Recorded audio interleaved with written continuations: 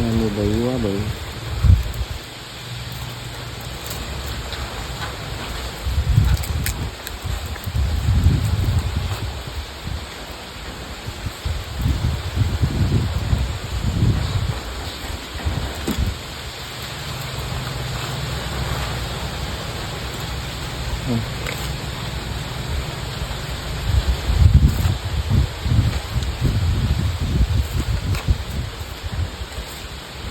Đi là trồng bao yên bao tốt, không cần phải bự.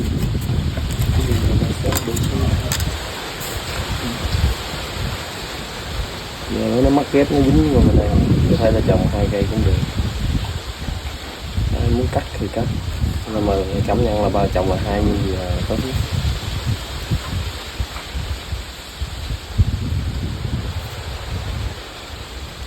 Quấn chặt ở trên này đừng cho nước nó thấm qua đây là mắc ghép mình rất là mau dính.